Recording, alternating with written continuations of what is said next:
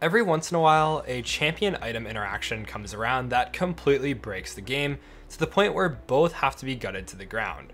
While Riot has done a pretty good job of limiting this by making their design philosophy based around very minor champion changes instead, sometimes they still manage to fly under the radar. Today we're going to be looking at a champion and item combo that has been taking over top level competitive and solo queue play, but only sees 1% pick rate or less, and even lower in lower elos. That champion is Skarner. He's criminally undervalued and underpicked right now for a number of reasons. However, he's probably one of the strongest junglers in the game at the moment and can absolutely dominate in solo queue to become an absolute terror. The item, however, is something that may be kind of unexpected: Lucidity Boots. Usually, tanks prefer to go Merc Treads or Tabis to reduce the amount of damage that they take. But with Season 11 item changes, not only is Tenacity, Armor, and MR more accessible early through items like Chem Tank, you also get a lot of move speed that you didn't previously get through items like Force of Nature, as well as Dead Man's Plate. This reduces the need to get armor or magic resist boots, and lets us pick up an extremely good item in Lucidity Boots, usually on our first base, for just 900 gold. The reason why this is so good is that Skarner is an extremely flash and ultimate reliant champion. By picking up CDR boots early, not only do you get reduced cooldown on those two important things, you can stack it with the rune Cosmic Insight to further reduce the cooldown even more. The end result is a flash that is over a minute shorter than usual, and an ulti that's up for pretty much every gank from the first time onwards. Your first item after CDR boots also gives 20 ability haste for a whopping 40 at one item and boots. Additionally, you even get extra CDR from your mythic passive. In past seasons, Skarner would usually build defensive boots and jungle item, resulting in 0% CDR until 2 to 3 items into the game, meaning that the downtime you had before you could use that combo again and really impact the map was much longer than it is now.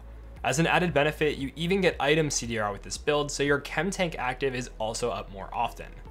Additionally, with recent jungle nerfs, it's even more important that you're able to function at a lower economy level than before, and still be impactful, which, being a tank, Skarner happens to excel at. All of these things combine together to create the perfect storm for this jungler to really stand out above the rest. Let's just jump into some gameplay to really show you what we mean though. Starting off, Skarner is capable of full clearing really quickly, something that has been a valuable asset to have, especially recently. If you look at all of the meta junglers right now, they all have this same common trait. Things like Lilia, Udyr, Olaf, Hecarim, and Viego all finish their camps extremely quickly. Being able to keep pace with that is really important. The advantage that Skarner has is he tends to scale better due to needing less gold to function and giving frontline utility to his team. Even if you fall behind, pressing R on someone is always going to be useful, and that's a hidden strength that a lot of players fail to recognize. After clearing quickly and creating a decent couple of skirmishes for our team, I have Lucidity Boots on my first base, and already you're going to see how strong this actually makes you. Move speed is one of the most important stats for all junglers, but especially for Skarner. It lets you get to plays faster in general, but in ganks, you'll have a ton more move speed that lets you run down enemy champions to the point where they just give up on running altogether and try to fight their way out. Buying early boots is really good just because the enemies won't have theirs yet, and this discrepancy is what makes even pre-6 ganks super effective on this champion. After clearing jungle for a bit and getting to 6 after this play, I'm immediately looking to use my ultimate and force a fight. Unfortunately, it doesn't go that well as I'm on a ward, and I'm forced to basically run away with my tail between my legs. In most situations here, I would die, but because I have early boots, I'm able to just scurry away and run easily from everyone that wants to chase me. Your early skirmish is really strong, especially for a champion that builds literally full tank. You can do a lot of damage even without spires. And again, your early move speed lets you take advantage of other champions very easily, even after they start picking up boots. I use my ulti in this skirmish, and not very well at that, but by the time I recall after farming a bit and I'm back on the map, it's already back up, as well as my flash. I'm able to immediately capitalize with it, and if you look at this ulti cooldown, it's absolutely absurd. 80 seconds is about the time it takes to clear your jungle, and this is at rank 1. You can essentially go to make a free pick, farm a bit and come back, and your ult will be back up.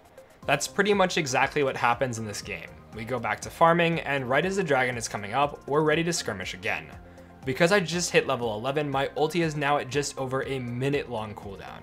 Now I can go counter jungle a bit, and by the time the enemy team respawns and shows up in a lane, well, it's Skarner time. The amount of tempo and control over the game that an ability like this creates is just absurd. It basically makes it so that your team can't int because someone on the enemy team will always be dead instead. With this pick, we can secure Baron, and the game at this point is just easy mode. And low elo especially, this pick is so good because it's very hard to mess up. You just point click and you do your job. Even without ulti, just being able to stand in front and zone teams out will create space for your carries to do whatever, like in the Baron fight here. Creating space is a really important and misunderstood concept for frontliners to understand, as not letting people approach your squishy backliners makes their life a lot easier. And if you know anything about trusting your ADC to not int their positioning, well, it's not a bet you would normally take. However, as a tank, you can just stand in an area that stops enemies from approaching from difficult angles for them, and it makes it really hard for your teammates to int. Sometimes your only job is to sit there and look scary, but it's an important job nonetheless, so that enemies don't just try to rush at your carries. In the second clip, I zoned 4 people and Mord ults me in order to stop my pressure and allow his team to walk up. Because of how tanky I am, I survive though and get a few picks in the process as well as a couple ultis. Another great interaction with this setup is that you normally run Phase Rush, and what this allows you to do is to go in, proc Phase Rush, grab someone, and drag them really far away from where they want to be. Even getting slowed here, I'm able to use my Nimbus Cloak and all the move speed I have from items to catch up here and create the pick that lets us end the game. I essentially just rinse and repeated the exact same strat of getting a pick and using that pick to snowball the game. Even if you can't manage to find these leads, the beauty of Skarner is that the enemy team has to invest 1300 gold into a QSS to counter you. So if everyone on the enemy team is worried about you running and flashing on them to ult at every opportunity, they essentially just lose out on a ton of gold. 1300 gold is massive, especially when multiple members of the enemy team have to buy it, and it can be the difference between your ADC having Infinity Edge for a fight and theirs sitting on a BF sword.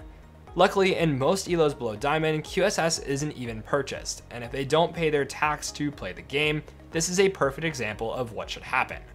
While Skarner's strengths may not appear obvious, it's these little things that really make this champion super oppressive to play against.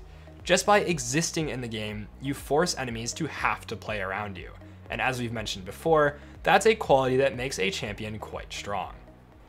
And if you're serious about truly becoming a better jungler and climbing fast, then check out Skillcapped. It's the best place to improve at League of Legends. We have hundreds of guides just like this one, and we upload tons of new videos to our site each week. If you don't climb at least 5 divisions while actively using Skillcapped, you can claim a full refund, so there's no risk. That's like a gym membership guaranteeing you'll get ripped. We offer this because our service really does work, and if it doesn't, you shouldn't pay for it. We hope that this video has inspired you to try out the pick, or at least gave you a little bit of insight into why pros are starting to pick him up. As always, thanks for watching, and we'll see you next time.